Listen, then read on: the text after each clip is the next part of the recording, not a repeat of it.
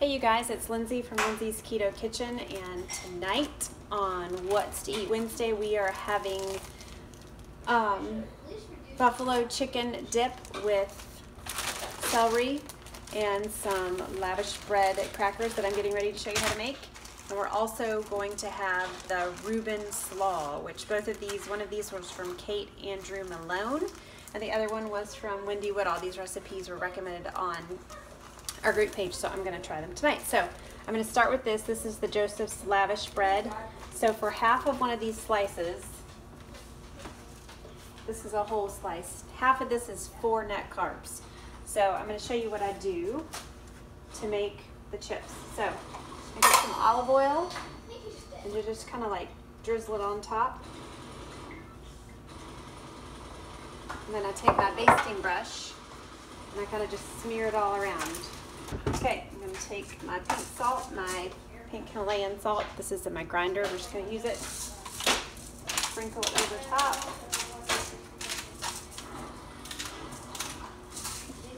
A little bit of pepper. I'm only going to do pepper on one so my kids don't not eat them. Then I'm going to flip them over and do the other side.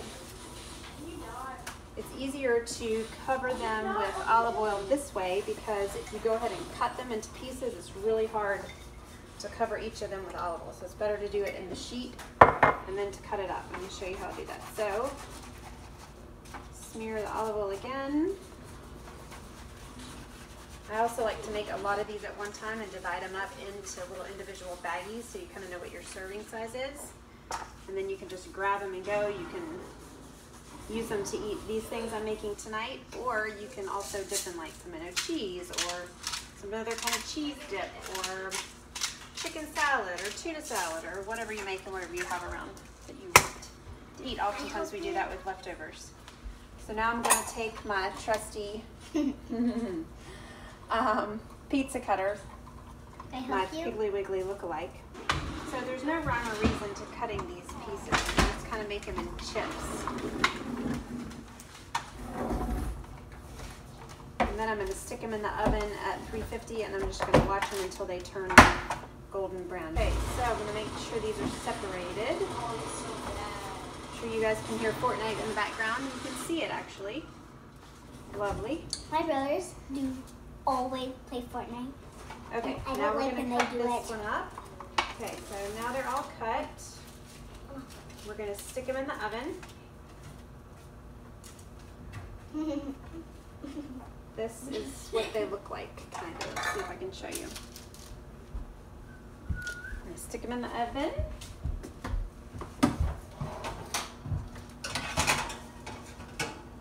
Annabelle, can you pin me that one? Thank you. Okay, so while the chips are cooking, I'm going to chop up this chicken that my husband so kindly cooked for me while I was upstairs exercising. And we're going to get the buffalo chicken dip ready to go in the oven. So you can also use rotisserie chicken. I actually used that last night when we made our Thai red curry dish that I added chicken to, so I just decided to chop this up. And I want to get it kind of shredded. So I'm not going to be very neat about it. Oh my gosh, I almost fell in the sink. Don't fall in the sink. So we're going to cut it up kind of like this. And I also love these cutting boards because they're easy to like scoot things in a dish. They like, you can squeeze them together. So I'm just going to do one chicken breast at a time. You're the best cooker in the world. Very helpful. Okay, we're finished chopping that up and I'm going to put it in the bowl. Set that aside and put my bowl over here. This is what my chicken looks like. Okay, now we're going to add all the stuff together and put it in a baking dish. Let me get my baking dish out and I'll be right back. Okay, here we go again. So I have my chicken. This is 3 chicken breasts, big chicken breasts that I've chopped up. And this is 1 block of cream cheese that I'm actually going to put in the microwave and soften it just a bit. I'm going to reduce speed or power to 50%. Okay, good. And and I am I'm currently going walking to back toward my side of the have it in there puzzle for 30 seconds. after farming. That is one of my children doing Minecraft with a friend. Oh, I made a friend with a llama. Parker, Yeah. we have to I thought, yeah, build a llama. Okay, so we've softened the cream cheese. I'm gonna add that to my bowl. I'm getting one of these for my dinner, okay? You need some more than this.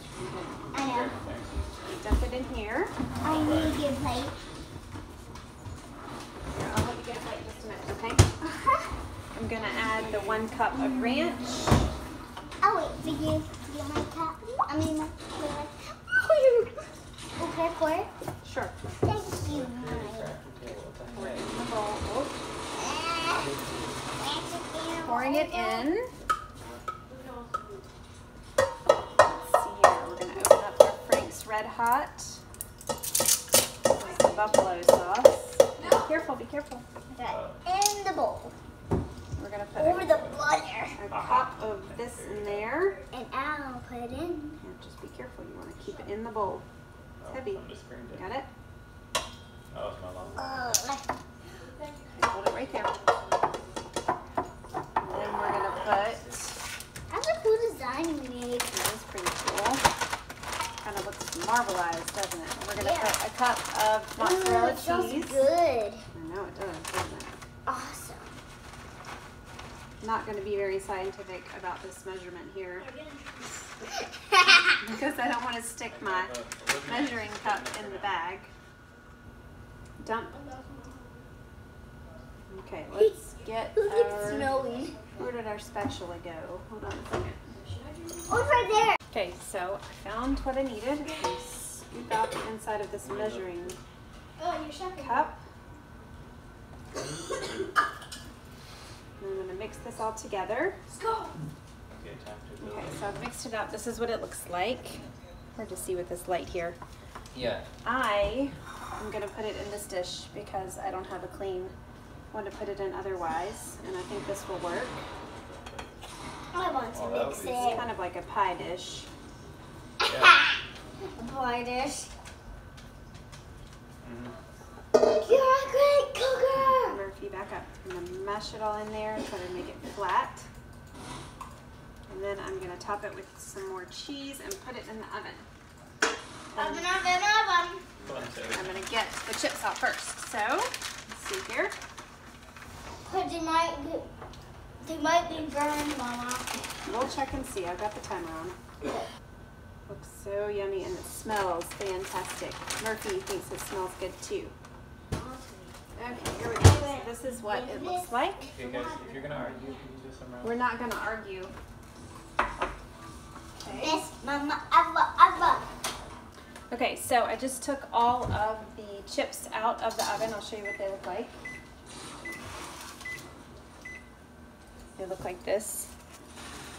They're going to be crunchy. I've also made some that are a little crunchier and already divided them into bags.